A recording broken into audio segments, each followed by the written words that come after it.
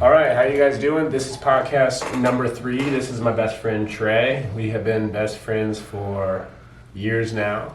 I met him whenever I was 6 years old in first grade, and I find his story to be a little bit interesting because he was a troubled, kind of troubled. You're staring at me like you want to kill me. Well, that's the whole point. I guess. But he was kind of troubled as we were young. I mean, we all were, but he especially was a little bit of a troublemaker, and now he's in a leadership position, leading people who are kind of troubled themselves. So there's a lot more to him than just that, but that's a lot of it. But yeah, introduce yourself, Trey. I'm Trey. I'm currently a restaurant general manager. I'm not going to go further than that so I don't accidentally dox myself. I've been there for roughly 7 years now. I'm a husband, father, and I guess I stream as a hobby as well, but Yeah, definitely plug your stream. yeah. Definitely do it. Yeah, come follow me at Trey Hugs. Yeah, he's on Twitch at Trey Hugs. So yeah, so we're gonna put the link in the description. So you guys better follow him if you're interested in video games. All right, so we became friends, and how long did you live in that apartment for? I moved to that apartment in the first grade, And so when did you move into the house right by me? third grade. Okay, so third grade, first grade, we were in the same first grade class. Yeah. Me, you, and Bailey. Bailey's another kid from our neighborhood. So Trey and I were neighbors. We ended up living by each other from third grade through. My mom still lives there. His mom still lives there. So we were damn near next door neighbors for almost majority of our life. And yeah, I'd say that we were friends in first grade, but whenever you're third grade, going into third grade is when we became close friends. Yeah, we hung out a lot. When I know the exact story when we became close friends, and I'm going to tell it. It's like me, my sister, and my brother were riding bikes to the park, and you were outside moving in. You and Evan were, and basically you guys were just chilling. And I stopped from riding with my sister, and I was like, my sister and my brother, and I was like, no, I'm going to hang out with them. And then I just stayed over there and hung out with you guys, and then we just hung out that day. And that had to be when we were, for me, that had to be when I was 7. Going into, because it was early summer, I felt like. Yeah, I would have been probably around 8, I would assume. Yeah, because I'm 6 months older than you, just about. Yeah, 8 or 10, 8 or 9, something around there. About a year, almost a year. Yeah. Between 6 and a year.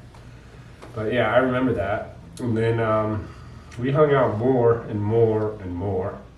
I think your mom thought I was a bad kid when I was young, especially in elementary school. Oh yeah, she thought you were a little shithead. And then as we kept going, from elementary school through middle school, I'd say we were getting closer, and I was building more of a relationship with your mom and your stepdad to where I was there more often.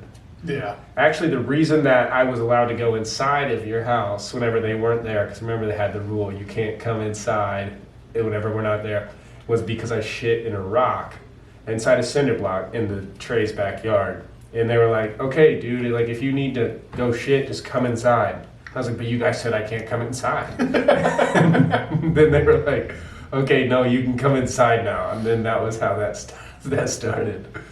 But you were in 5th grade, pretty troublemaker kid. You got into some shit. I remember some stories. Yeah. So why do you think you got into so much trouble in 5th grade? Why do you think you were rebellious? Well, I think I had a lot of issues with my dad. Yeah. And that was just one of the things I could control was my actions at school. So I decided to go balls to the wall and be a fucking retard the whole goddamn time. Yeah. I mean, you were good. You're still a big dude, but you just acted out. You didn't care. Like, there's a story from 5th grade where Trey got a referral from the teacher, and the teacher was like, he's like, don't set the referral on my desk or I'm going to rip it in half. And then she set the referral on his desk. So he just ripped it in half when she turned around. And then some girl told on Trey, and then Trey got pissed. And then what was the rest of that story? I remember you got sent to the dean, but they said some funny stuff to you. Yeah, the girl was like, Miss, whoever, Trey ripped her referral in half. And I looked at her, I was like, you're a fucking bitch. The teacher turned around, she's like, why would you do that, Trey? It's like, I literally told you I was going to do that. Why wouldn't I do that? And then, yeah, I got sent to the office, and they were like, why did you do that? Well, I told her that if you set it on my desk, I was going to rip it in half. Which, in hindsight now, was like really dumb, and it's such just a childish thing to do. But in my dumb 5th grade head, I was like, this is just the principle of it. I told her I was going to do this if she did that. And that was the only thought process going through my head at the time. But the principal really did not like that thought process, and I ended up getting suspended for 3 days. I remember your mom was really mad at you for that. Yeah, I think that was probably my, that was probably the first week of 5th grade, and that was probably my first instance of getting in trouble in school. It just snowballed from there. Yeah. I want to go into more of the things, some of the funny stories where you got in trouble, because it's just... Oh, God. Because he doesn't act out like this anymore. Like, I mean, occasionally you get angry, but, like, not like that. No. It was just, it's a process, like a process where you controlled your anger that I find to be interesting.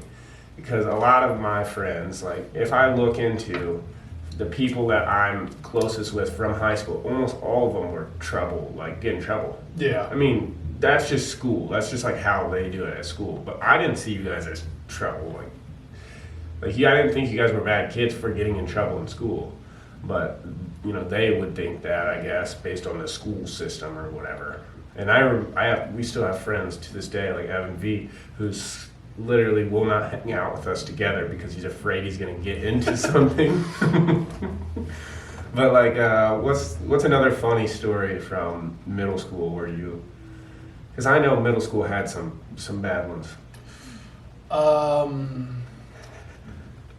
There's me and Jason Holman throwing Chris Hill through a window. Yep. Okay, we could go with that one. So there's this kid named Chris, and he decided to run his mouth to me and my friend Jason. And at the time, we were both known to be very tempered, to say the least. Both of you guys. Yeah, pretty bad. You guys will see Jason. He's going to be in a video on Monday, so you guys will see him and understand what I mean by that. It was pretty bad, and he kept running in his mouth all day long. Chris did, and we both kept looking at him like, Chris, just stop, Chris, just stop. We end up walking home from school. Chris decides to walk with us, which is out of the normal because normally he takes the bus. Yeah, he didn't even live out there. No. I to this day I don't know why he decided to walk with us. This is the same, just to get bullied. We end up getting to this apartment that's like across from the middle school. Chris decides to continue to talk shit. I can't remember what he was saying, but Jason and I both looked at each other, and it just felt like we knew what we had to do at that moment. So we opened one of the windows to the apartment, grabbed Chris, threw him in there, shut the window, and started banging on the window so the person from the apartment would come and catch him. And they did. And I'm pretty sure that they were blind. I'm almost positive, because the apartment they threw him in was like low income housing, and each person kind of had something that they were going through, and that person was blind. Like, I don't know what grade, probably 7th or 8th grade. That would have been 7th, yeah. And Trey and Jason were both like pretty much the biggest kids in our grade at that time. So Chris had no chance. Chris was little, but he liked to talk. Talked a lot of shit. Okay, that's a good one. And then, so I'd say like when we got into high school, in middle school we were still very close. Like I would stay over all the time. Yeah. But in high school is when we got really, really close. And I'd stay over like for you guys listening, like I don't know if anybody's done this, but on the summer breaks, you can hit it, it's fine. Oh. It's on the summer breaks or on the winter breaks, I'd come and stay with Trey at his house for like weeks at a time without going home, even though I lived across the street. Like, not across the street, but damn near across the street.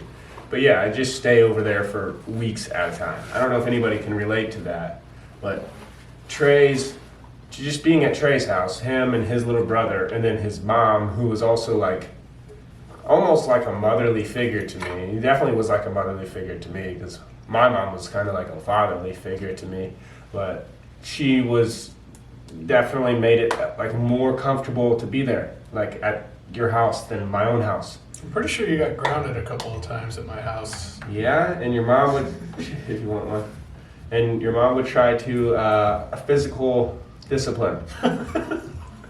Like multiple times I had to like move out of the way, dodge getting hit. But it was my fault. I was saying crazy shit. Like my dad gave her permission. Don't think she's some bad woman. No, my dad told her specifically, like, yeah, hit him if he acts up. And you definitely acted up. Yeah, I used to say some stupid shit. Some really stupid stuff. Okay, so there's a couple stories from middle school. There are some even funnier stories from high school. And a lot of them I was there for, like some of them I wasn't, but like I still know the stories. But I want to talk about how when we were freshmen, we would stay up all night. He would get me to stay up all night throughout the night, and we would just play World of Warcraft all night. We would get these Mountain Dews and we'd hide them in your house from your mom, from your stepdad, because we weren't allowed to have Mountain Dews. Like, we were allowed to, but not the quantity we had. We had like 7 12-packs inside a drawer. I'm pretty sure that we weren't able to have soda upstairs as well, soda or food. Yeah, and we hid like 7 12-packs in one drawer underneath a bunch of video games, so they couldn't see it off the top. Do you remember Jason opened that drawer one time? He was trying to open the drawer. He's like pulling on it. He's like, what the fuck? He started yanking on it. He didn't even like check the drawer either. He just opened it up, saw a bunch of video games, and shut it. Yeah, but I remember he was like, why is it so heavy though? I probably said some stupid shit. Like, that was probably jammed or something. That was fun, but I remember staying up all night playing video games. I specifically remember one time we played World of Warcraft the whole entire night before I had the freshman sophomore track meet the next day. Oh yeah. And then I stayed up all night playing World of Warcraft, and then the whole night we were drinking Mountain Dew. The morning comes and I'm at school in the lunchroom, and then my coach walks by me. I'm pretty sure I didn't go to school. You didn't go to school. I was just like, I'm not going. Yeah, no, I'm not going. And then I was like, I got a track meet today. I still got to go. And then I was drinking a Voltage inside the school when my coach came in. It was Coleman. He came in and he was like, just stared at me and shook his head at me. I ran okay that day, but it was just, we stayed up all night because we had this triple XP, so we were leveling up our characters like 3 times as fast as everybody else was. So we were just maxing out character after character. And he got very into World of Warcraft. And he ended up doing really good at it. Like, that's a thing you could really talk about, because it's a tough game. Like, there's millions of players, and you ended up getting to a very high rank. But at first you weren't that rank, you know? So what was that process like? Like, what's it like to become a top tier, that's one way to put it. We'll just go with that. Top tier gamer in that game there. So I guess it kind of starts outside of the game. kind of going into more detail, I'm a very competitive person, and my mom, for a very young age, instilled into me, whatever you do, you have to do to the very best of your ability. And I took that as, I'm going to be the fucking best. Yep. And I still kind of do that to this day with work and streaming and Yeah, you definitely try. genuinely everything.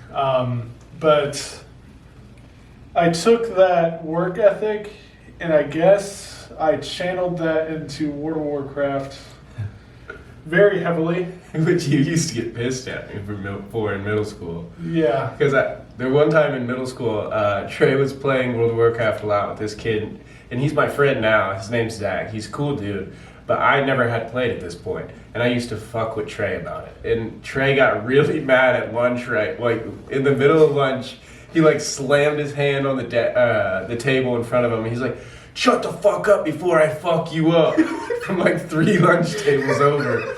Because I kept saying World of Warcraft, just saying World of Warcraft. Then he got mad. And then I guess like 2 years later, he somehow convinced me to start playing it. And I was like, oh, this game's not too bad, actually. But I took a deep dive on what would make me a better player.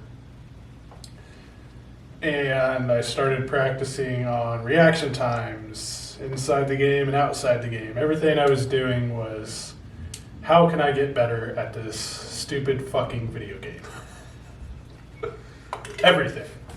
I would sit there and practice my rotation on the desk as if I was playing in an arena because I'm a psychopath. I was sitting there like, okay, I gotta start with rake stun, and then I gotta go over. Like, why would I be doing that? You definitely took it very serious. But at some point, I'm like, I stopped like just watching. And I'm like, trying to understand like what you're doing. Like, okay, this is actually pretty interesting to watch. And me and Justin and even I don't know if Evan would really watch too much, but sometimes watch your arenas. And arenas is like PvP, player versus player type thing. To where that's where you really get your ranking and move up.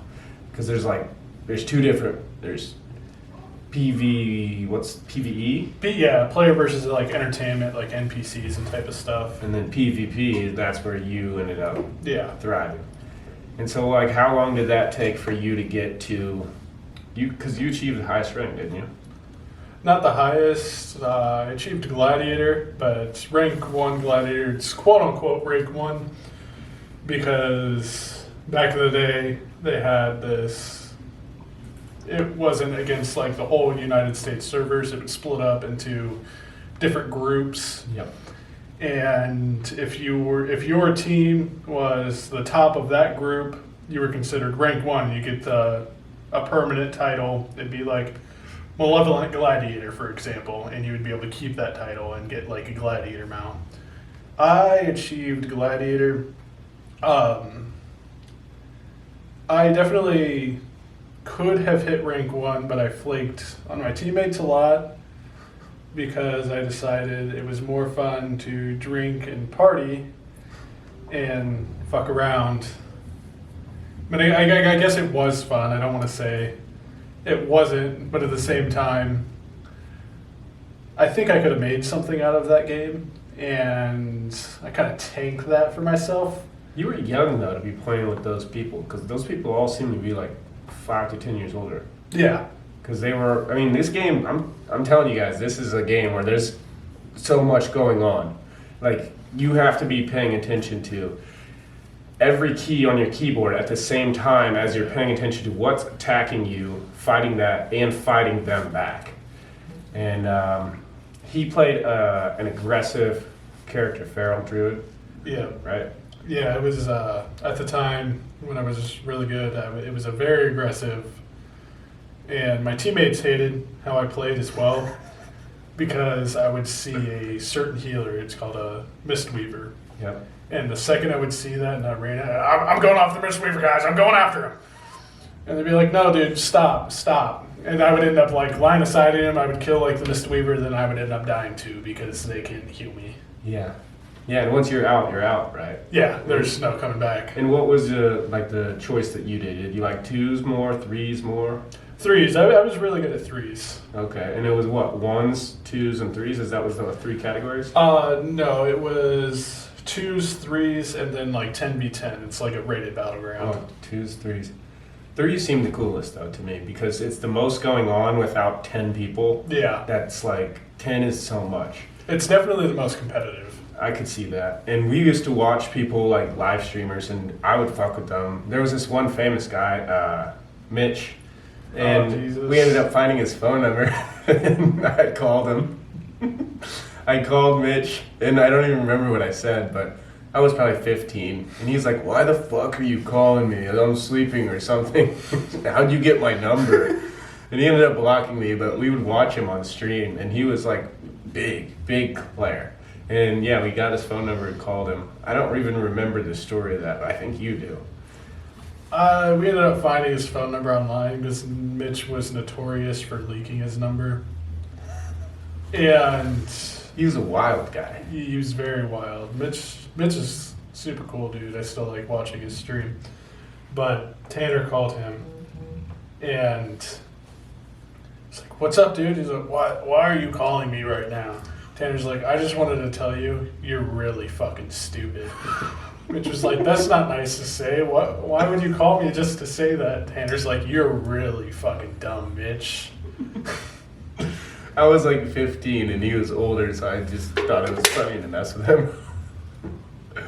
I got something that we could talk about too. That was so I'm the youngest of the siblings. He has a younger sibling, and then you have more siblings. If you want to talk about them, you can, but that's up to you. But yeah. When we were around my brother, Trey was always bigger. Like I was very small for our grade forever, like all the way until senior year, and that's when I kind of grew.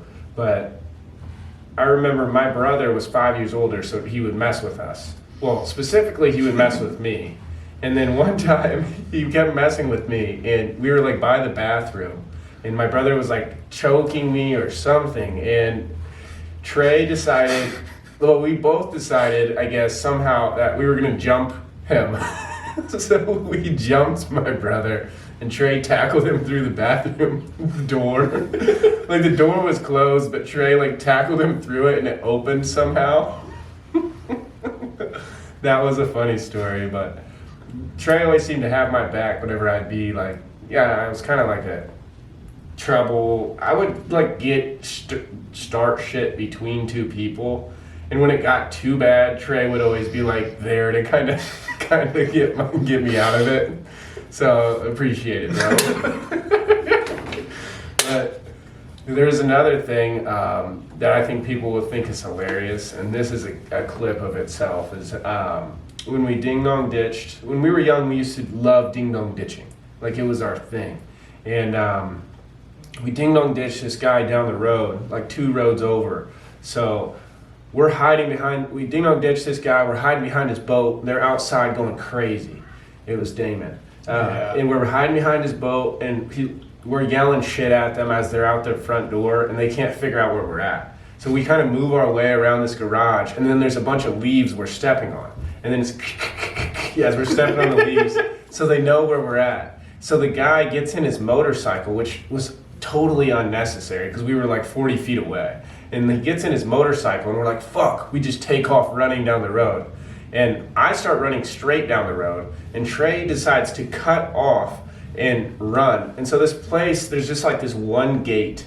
Like there's nothing in the open. It's like he's running down the driveway, and then there's this one gate, and there's a pole, and then the gate. And Trey just sprints, and we're 15 at this time, but Trey is big. Like he was built like a grown man at 15. So he's like sprinting, and he doesn't. I see him going at the gate, and he doesn't slow down. He just goes straight through the gate. And do you need to answer it? Nah. Okay. But he goes straight through the gate and just trucks the gate straight over and rips the gate like completely out, and then keeps running. jumps this person's fence while they're having a bonfire in their backyard. I'm watching this from the road, like, what the fuck? Because I had stopped running at this point. I'm just like watching. He jumps it, and then there's people in the backyard, and Trey's like, it's all good, and keeps running past them. Tries to jump the next fence and flips over it. He like fell and flipped over it. So I like kind of ran through this next yard over and jumped their fence, and I meet up with Trey. And then I remember we're like running through the neighborhood trying to get back to his house, and whenever we get like decently close, Trey's like, I'm tired. I was like, no, you gotta keep running, bro. You gotta keep running. He's gonna catch us. And Trey's like, fuck that. And then you started walking, and the guy comes and finds you on the motorcycle. And I remember you just like ran back to your house while he's right behind you, and he's like watching you from the road. The guy's like, what the fuck? I'm calling the cops. And you're like at your front door like, fuck you, dude. And then we like went inside and just left it alone, and then we would go back and mess with this guy again and again. But that was funny. That's when I realized Trey's just like built different. Like he destroyed a fence. Like just his human body destroyed a whole fence. It was a metal fence. That was a funny story. But as we started getting like towards the end of high school, you went from getting into more trouble to kind of just like being chill. Like, I mean, you're always yourself. Like, Yeah. That's one thing about you is you've always been your authentic self. Like, for me, at times, I fucking would worry about what people said and it would affect me. You would kind of just do your thing. And I didn't understand how to do that, really. But you helped me a lot with that. So, like, the way you explained being humble to me was something that really helped me. I want you to explain to them what being humble, like what, I don't know if you remember what you told me about being humble, about like almost expecting nothing from anybody. Because for me, I always expected like a response from people when I talked to them. But you kind of explained it like a way I didn't think about it before. I'm trying to think what was exactly said, and that's like... It was about my dad and how I wanted him to change certain things, and then... Oh. And you can talk about it. Yeah.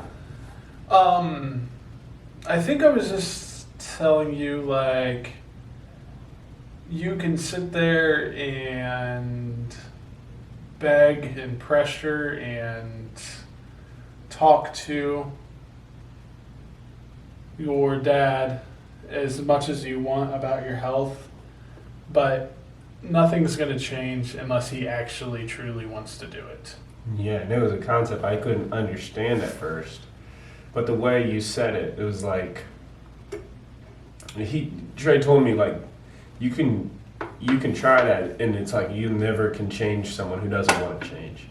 But then you told me, like, going to the doctor with him and just asking questions without any agenda, without trying to press the doctor, without trying to, make them feel some kind of way, like I'm doing something. That really helped me a lot, because that's what made me understand what you meant by that. And I just want to know how you even came to that. Like, how did you figure that out? Because, like, I think a lot of people might struggle with that. Like, they feel a sense of entitlement without even realizing they feel a sense of entitlement. How did you realize how to be humble? I guess I wasn't necessarily humble growing up, and I always had a temper. And I think that temper derived from me trying to prove things to people. Yeah. And Same for me. I kind of realized that why do I need to sit there and prove things to people? I should only really prove things for myself. Yeah. How old were you when you started realizing that, though? I had to be 17, 18, around that time. Senior year. Yeah, it was probably my senior year. I can see that, definitely. And then I was definitely still growing a lot till then. I think I fully understood that statement and took it to heart after I had a child. I don't know where it cut out, but it cut out because we reached the maximum recording time. But what we just said is he learned about being humble. He really took what he just said and was able to practice it at like 17 or 18. And then he transitioned and said him having a child was really what got him to completely understand that. And what I was saying, I don't think it picked up what we just said. But what I was saying is that's the one thing I really, not the one thing, but one of the things I really look up to you for is you are a father at a young age. So what was that like, becoming a father at a young age? And you can go into whatever details you want to, whatever you're comfortable with. Yeah, it was scary at first. I mean, hearing at 22 that you're going to be a father. It's 22 or 23. I'm not necessarily... It was 22. Well, you called me when I was in California, so I guess you would have been 23. I was 22. Yeah. So I was 23 when I first figured it out, and it was definitely very scary. I was kind of a party animal, especially in that stage of my life. All I wanted to do was drink, do drugs. Yeah. And hearing that I was going to be a father kind of woke me up a lot. That was a big shift. Like Yeah. the first, I mean, I had seen shifts in you before, but that was the biggest shift I've ever seen in you. 100%. Yeah. What was that shift like? Like, what was the self-talk? What was the inner talk like for that? I want to be the best possible father for my daughter and the best version of myself for my daughter. Yeah. So what did you do? By calling yourself out in your head? I mean, I guess kind of, because I knew what I needed to do. I mean, the biggest thing was stop partying, as much. Yeah, I think a lot of people know their negative habits while they're doing them. Yeah, I needed to stop my negative habits. That was the big thing. Stop drinking as much, because I would, at that point I was drinking pretty heavily. Yeah. Stop drinking as much, stop partying as much, and I decided to put pretty much all my energy towards getting ready to have a baby, like buying diapers anytime I had extra money, and buying just baby stuff in general, and putting the room together, and making sure that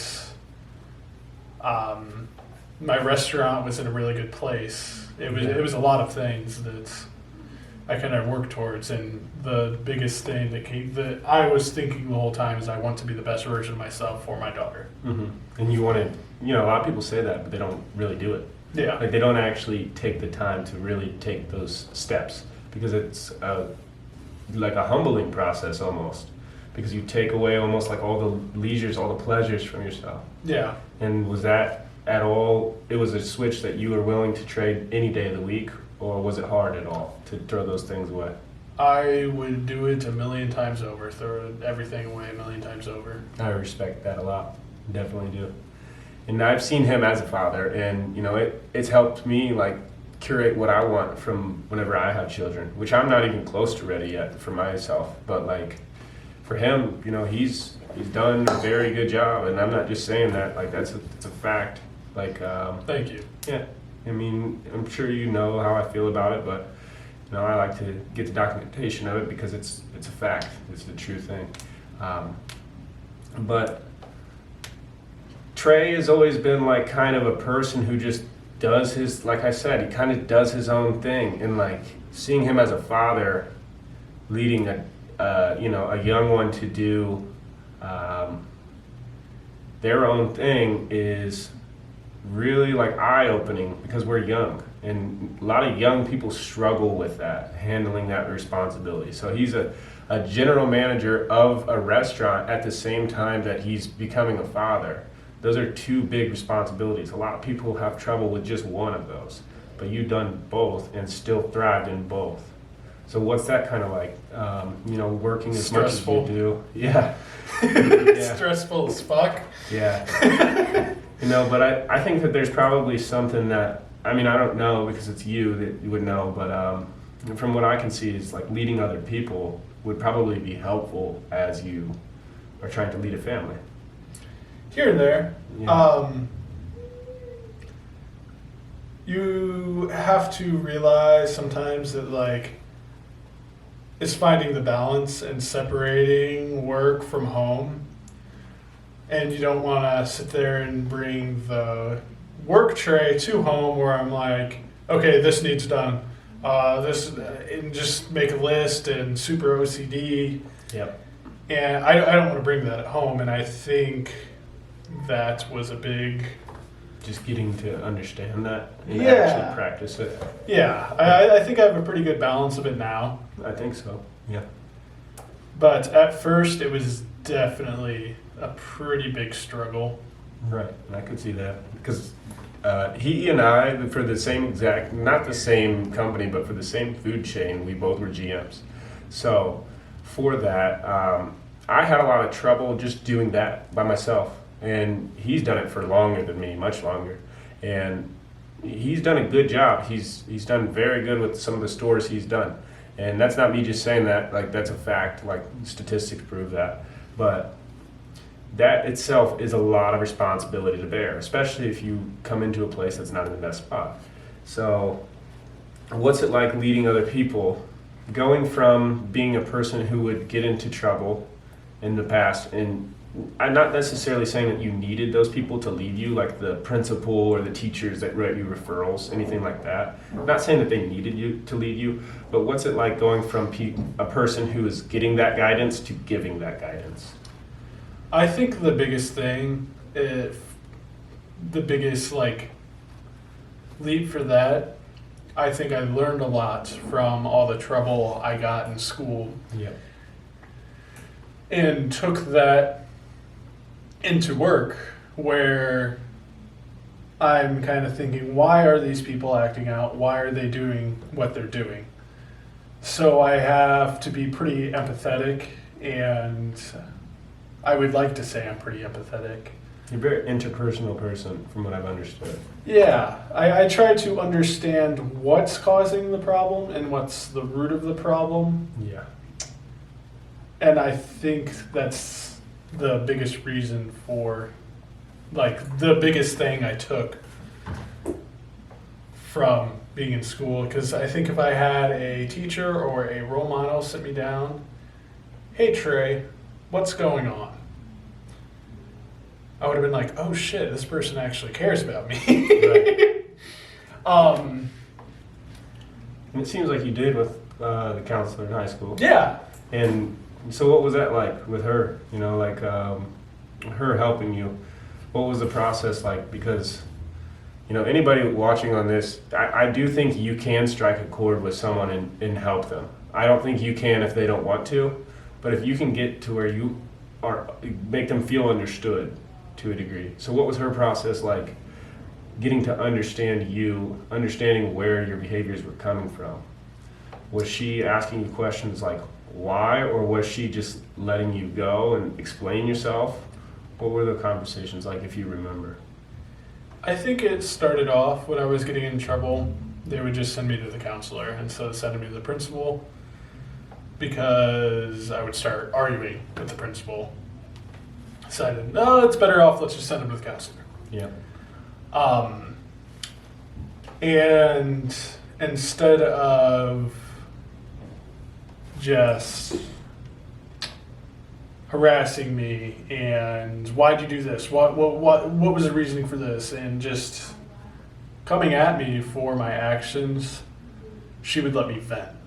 Mm-hmm. She took kind of hands-off approach. Yeah, I think she knew I was frustrated and needed to vent, so she would let me vent, and then we would talk it out. And then we would kind of pinpoint the reasoning for it and go through the actions, and 99% of the time, unless I was being stubborn that day, I would always apologize. Yeah, and I think she did a good job. Like, she really did, because I could see that in your life, personally. Like, I could see her effect on you, and I know that, you know, she's still your friend. Right? Yeah. So, you know, that goes a long way. Like, that's probably lifelong, something you'll probably never forget, from what I can see. But, yeah, if anybody's watching and you see someone that's acting out, or they're getting into trouble, or something like that, you know, like, listen to what he said, because he was a person. I mean, he wasn't like, don't think he was some demented dude. Like, he would just get in trouble by acting out, and like something would be going on in life, and then he would get angry at the person who kept pushing that issue with him. So he wouldn't, like, it's not like you didn't kill anybody or anything like that. Yeah. No, you're just like a guy who'd get in some trouble sometimes. But like, I think that that's valuable for someone listening, is like, you could always, and now you've been that person for me. So like, I am now the person who acts out. Like, I am the guy. And then like, he's kind of the one who's helped me with that. So it goes from being the student to the teacher at some point, and you can make that change. Because this guy here, like, I've said it numerous times, this is the facts. He has helped me with my relationship with my mother and my father, which have been intricate and very difficult for me to handle for my whole life.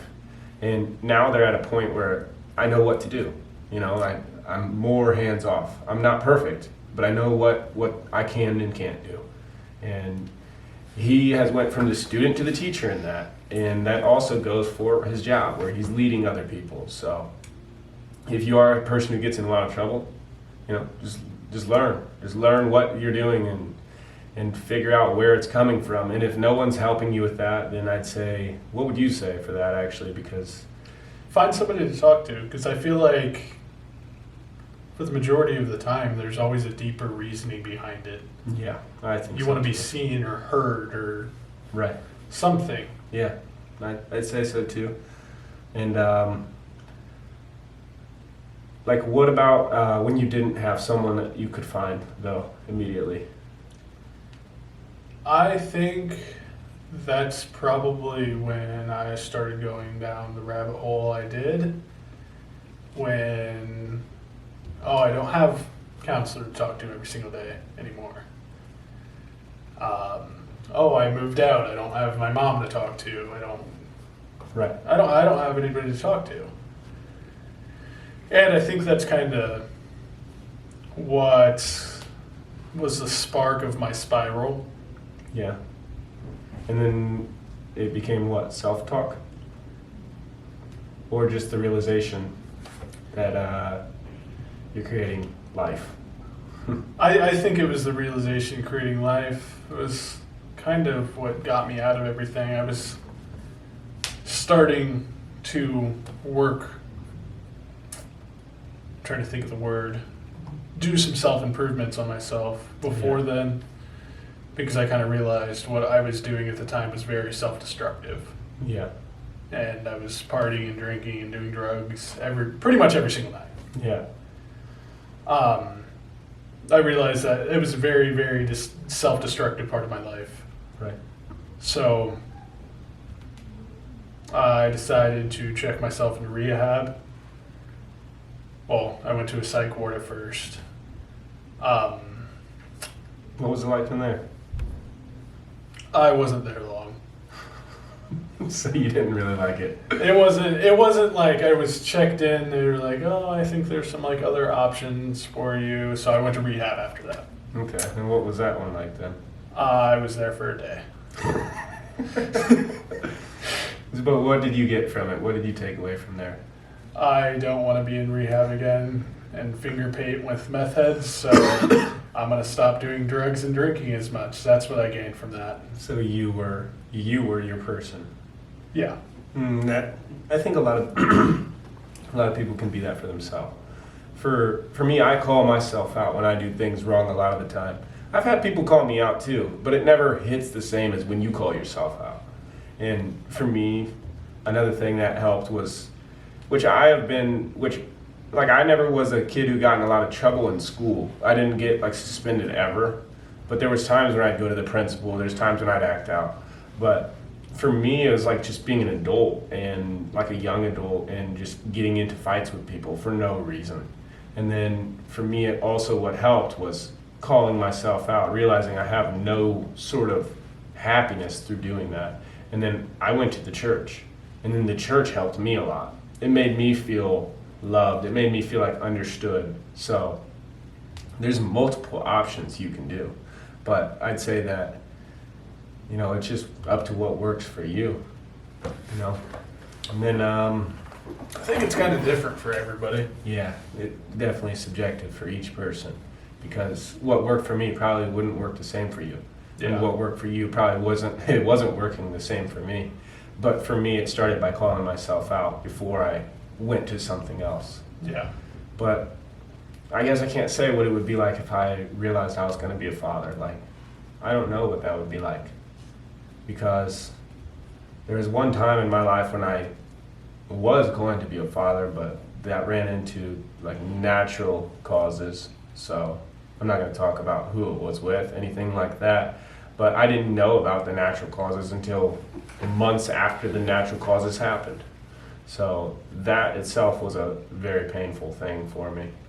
And I kind of wished that I was, but I wasn't ready to. So I'd say God has a plan for everything. That's what I took from that. But we can get into some more like lighthearted stuff. You know, these are some deep questions and stuff, but we could talk about how we hit trash cans. That was fun. Oh, Jesus. You were there for the one story I want to tell. But there was my car when I was 16. Trey would hang out with me, and don't think he was the one pushing me to do it. It was all me. Like, I was like, oh, let's just hit this trash can really quick that's on the side of the road. And then I'd hit the trash can, and I was like, oh, dopamine. So then I was then I'd hit the next trash can, and it kind of spiraled to where we were in the trailer park. And you could tell the story about the one with the trash can. The first trash can I think destroyed. we should explain the spiral where we learned what days were the trash days, what days were they going to have the trash out. Yeah. And we were sitting there at school, instead of doing work or anything, we're sitting there planning our routes. Like, where are we going to go today? What the fuck are we going to hit today? How are we going to fucking do this? Yeah. Instead of actually doing any schoolwork, and we would sprint to the fucking car. We had this whole fucking route planned out, what we were gonna do, who we were gonna fucking get, and yeah, one day after Tanner and I sprinted to the fucking car, got in after school, sped to the trailer park, and first started out with, I forgot about it at the time because there was so much adrenaline happening. I opened the door, smacked the trash can with my door, knocked it over, and apparently a cop saw that. Yeah. And so we're going through this trailer park. Tanner's hitting fucking trash cans with his car the whole time. He ends up driving up in somebody's yard because they had their trash can in like the middle of the yard for some reason. Yeah, Gavin. Yeah, you drove up in his grass, hit his trash can. The cop's watching the whole time. We don't realize it yet. No, we don't. You hit it. We start driving down this straight road. I look behind us. It's like, Tanner, I think we're fucking caught. Yeah. We end up getting pulled over. After blowing 2 stop signs. Yeah, we blew 2 stop signs, probably knocked over 15 trash cans. It was a fucking mess. Going like 4 times the speed limit in the neighborhood. Like 80 and 20. Tanner rolls down his window laughing, blaring music. What the fuck were you thinking? That's what the cop yelled at me. Tanner's like, I don't think I was doing anything wrong. She's like, I watched that whole fucking thing. What do you mean you don't think you did anything wrong? And I was like, oh, fuck. We're fucked. Yeah. We're so fucked right now. I remember you getting mad at me. Yeah, because you were like blaring the music, just like turn down the fucking And I was music, laughing. Tanner. Yeah. It's like, what's fucking funny? We are fucked. Yep. I told her the story, like a little bit of the story, because those guys had yelled something at us before it when we were in the parking lot with Brandon. I'm sure it's because they knew we were hitting trash Yeah, cans. they definitely probably did, but that's what I explained to her, and that somehow is what got us out of that situation. Somebody was chasing us, which somebody, I guess, kind of was. I don't know where the fuck they went. They like turned off at some point. I'm pretty sure they were chasing us because we were hitting trash cans.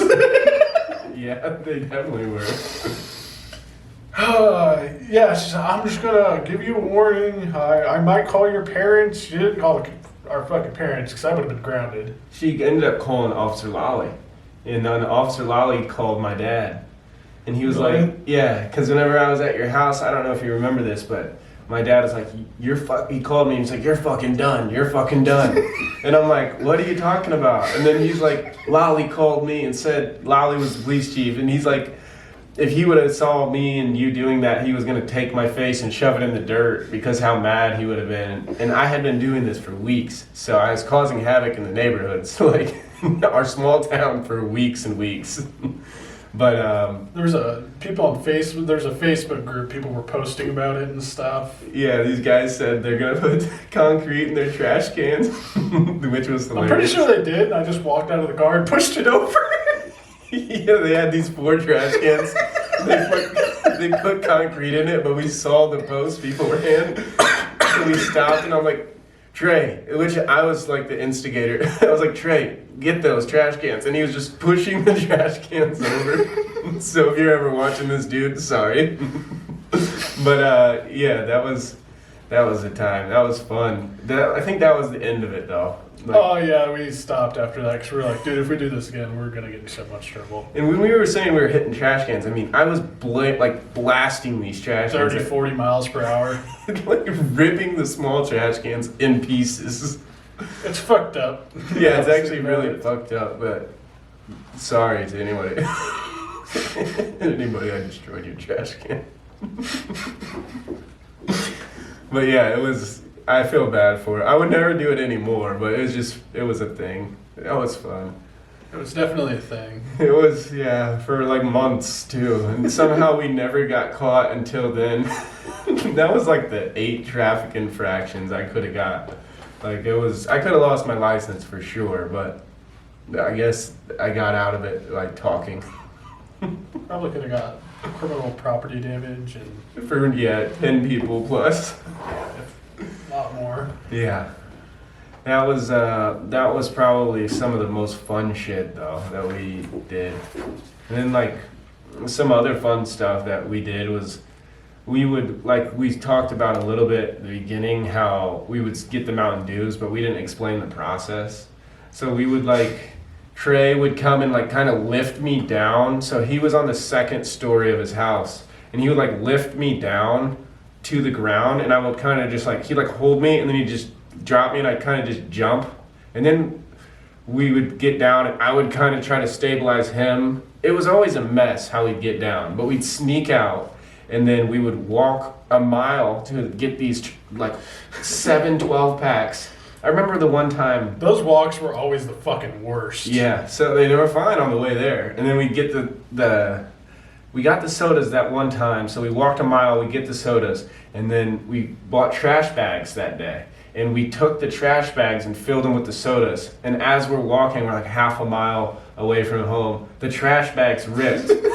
So, actually, I don't think we bought trash bags. I think someone gave us 2 trash bags. Yeah. So we had 2 trash bags, and then they ripped. And we didn't know what to do, so we have 36 sodas each, and we're trying to carry them for half a mile. And then we got them back, and then it was a whole process where Trey would have to somehow get inside, and I'd throw them up to him, and then he'd yank me back up into the window.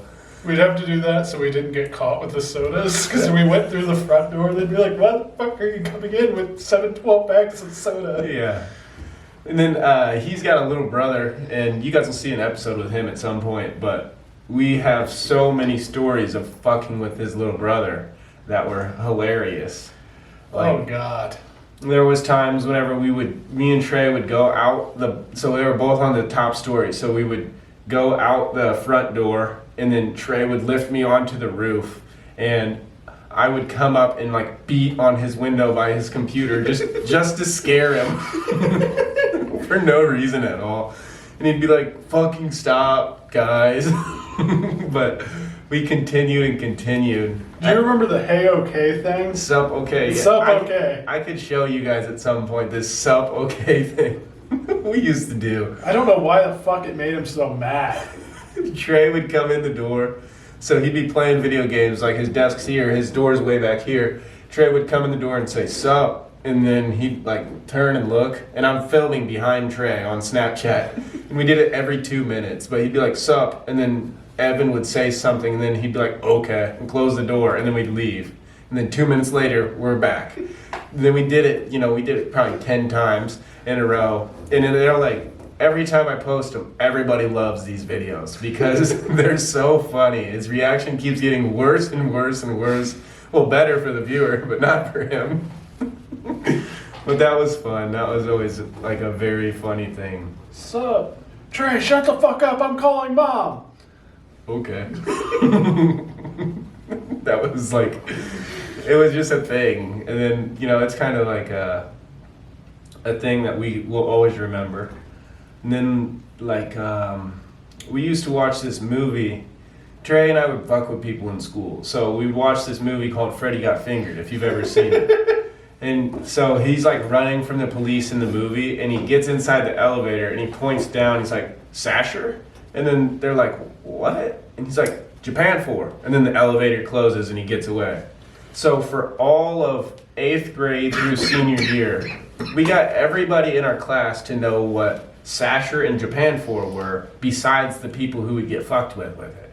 Like, all of our friends knew what it was because we fucked with them so much. But everybody knew Sasher, Japan 4, and they just never knew what it meant, though. So we would just troll random people in school. Because, Trey knew pretty much everybody. I knew pretty much everybody, but, we would kind of just hang out by ourselves. We'd have other friends around, like Evan and Justin, but we weren't party. We didn't go and party in high school. We would just kind of stay home and do our own thing. Because I was a distance runner, he played a lot of video games, and we were neighbors, and we always got along. So we would basically just chill at his house and play video games. And that's what kept us probably out of a lot more trouble than we could have been in high school. Yeah, I think if we didn't stay away from video games, we probably would have been arrested. Yeah, because we were just wild kids. We just loved fucking with other people, especially adults. That was the worst, because I think about it now, and I was like, dude, if some shithead came up to me acting like that, I would be so mad. I don't even know what I do, but I feel like when I run into kids that are like that now, at the age I am, it's like God fucking with me back for what I used to do to people. But that was definitely a common theme, us fucking with other people. What's it at, 28? I'm gonna stop it real quick before it shuts off. All right, we are on the third portion. It stopped. Well, it didn't stop, I stopped it, but we're transitioning towards the end where I have a couple of questions. Well, actually, is there anything you want to talk about because this is your episode. Anything you want to talk about on the episode before I ask you the questions at the end? I would just like to say I got Tanner into running. That is true. Believe it or not, even though I'm fat as fuck. Beat Trey in 6th grade. Whenever I was in 6th grade, and we had just started 6th grade. That was the first year we had sports. And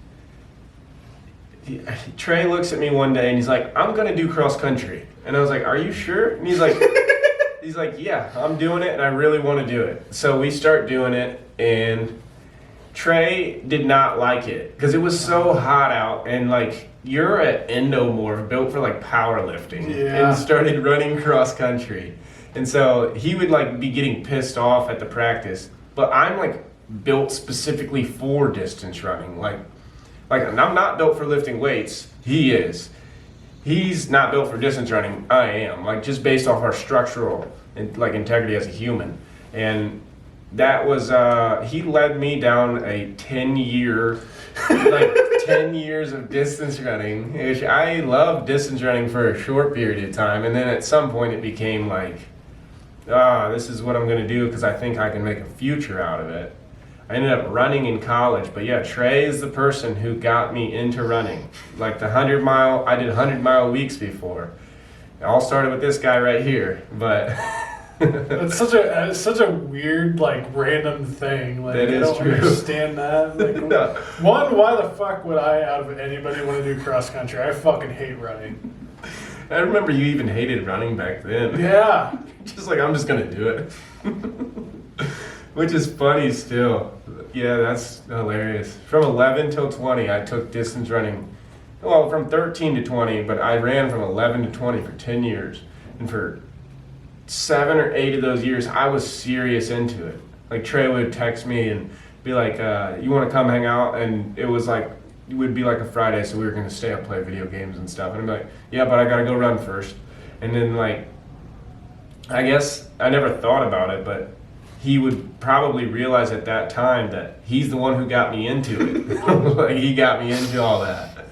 But that was definitely a whole journey of itself. That taught me like so many lessons distance running did. Because you're just out there running. I mean, Yeah. you're just thinking to yourself. And I didn't listen to music until I was 19 as a runner. So I would just run for 8 David years. Goggins it. Yeah, pretty much. like whenever he talks about certain stuff, there is some stuff I understand because of that. Like, Yeah. that specifically.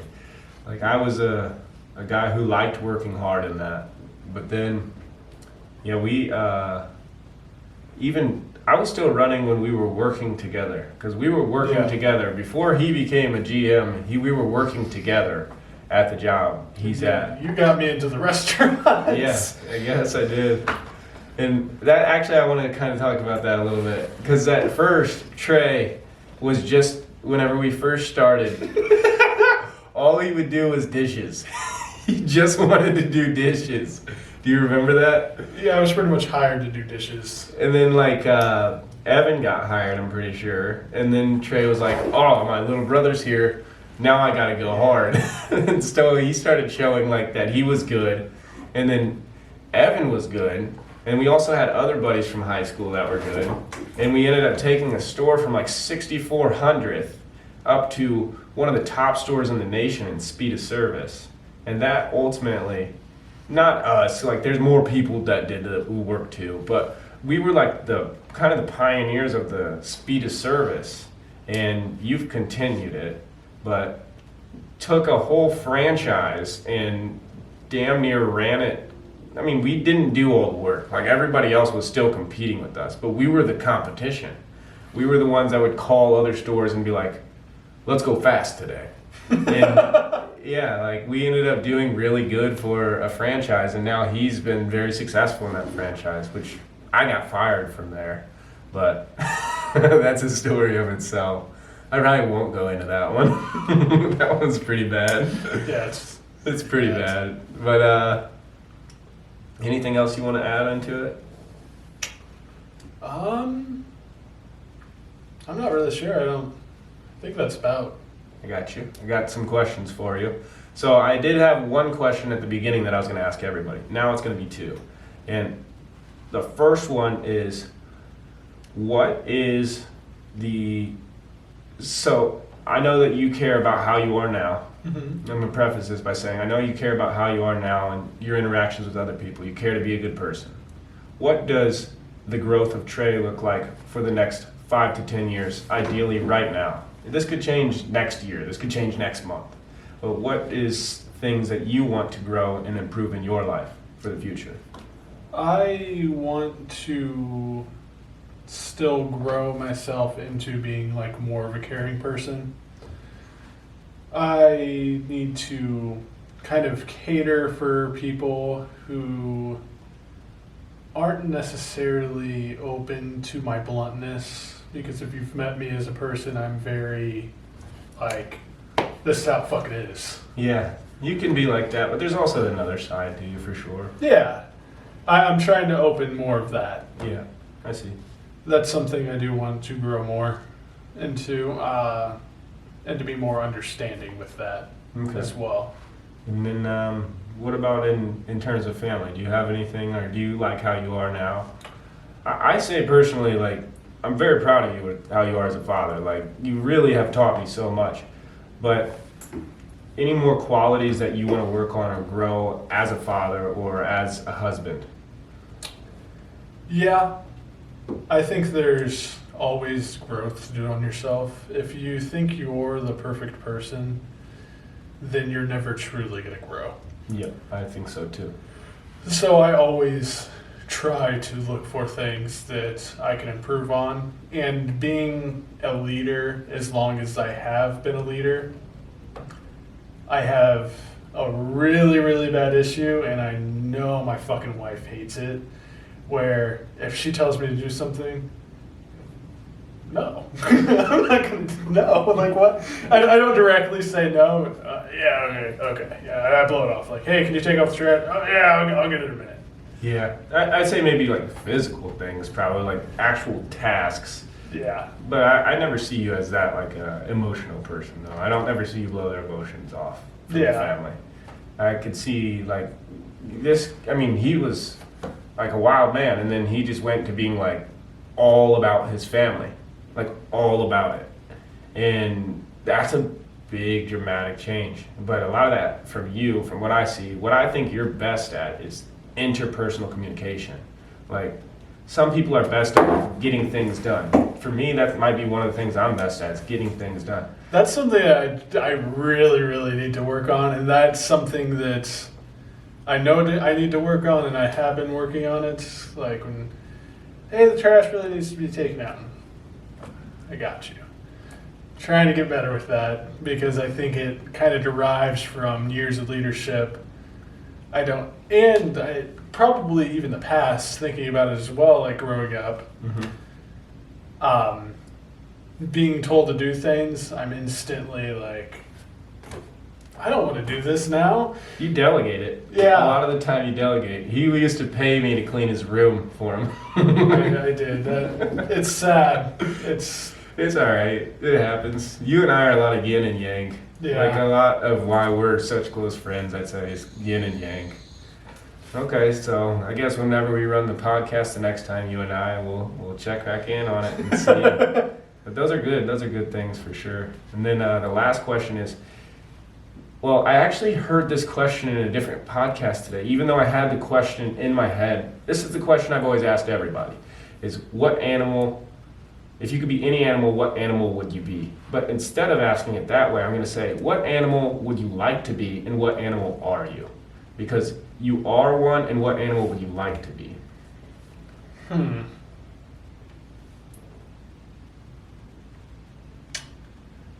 What animal would I like to be? I'll go back on that one, but what animal I am?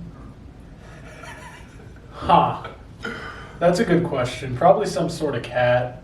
You think? Yeah, just does my own thing, and Yeah, I'd say so, yeah. when I want to do it. And I was wondering where you were going with the cat thing. Yeah, I'm assuming that, I mean, that's obviously like... Because this guy is like also the guy who will run into the wall and then like look at the wall like, did you just run into me? So I was wondering where you were going with the cat thing. Yeah, I mean, gracefulness, obviously not, but I think more the aspect of... The personality of Yes. the cat. Yeah, I could see that for sure. What animal would I like to be? Probably eagle, because I think those motherfuckers are cool as shit. You've always been obsessed with eagles. Yeah. I remember that. Okay. They're cool as hell. Yeah, hell yeah. I feel like flying would be so freeing. That's true. I would love that too. I think personality aspect in the aspect of just the thought of flying kind of pushes me towards the like eagle, and Right. I mean I wouldn't want to be a fucking pigeon. Who wants to be a pigeon? No, the eagle's like pretty badass. Yeah, they're badass motherfucking birds. They just swoop down and get their prey. Yeah, they don't fuck around. They're strong too. They're very strong. They pick up like sheeps and shit, man. Sheeps? Yeah, there's like documented cases of them picking up like sheeps. Oh wow! Because we used to always have to watch Cupcake. I used to have a Chihuahua and then Cupcake, and we'd have to always watch her when she was outside, so an eagle wouldn't swoop down and get her. Yeah. Or like a hawk. But I didn't know about sheeps. That's crazy. That's like very heavy. I think there's like videos on the internet. I'll have to show you after the podcast. Okay. Well, that was a really good episode, bro. So I appreciate you coming on, dog. Thank you. Thank you guys for listening. I hope you guys like it. Leave a comment if you have any questions. We'll be in there.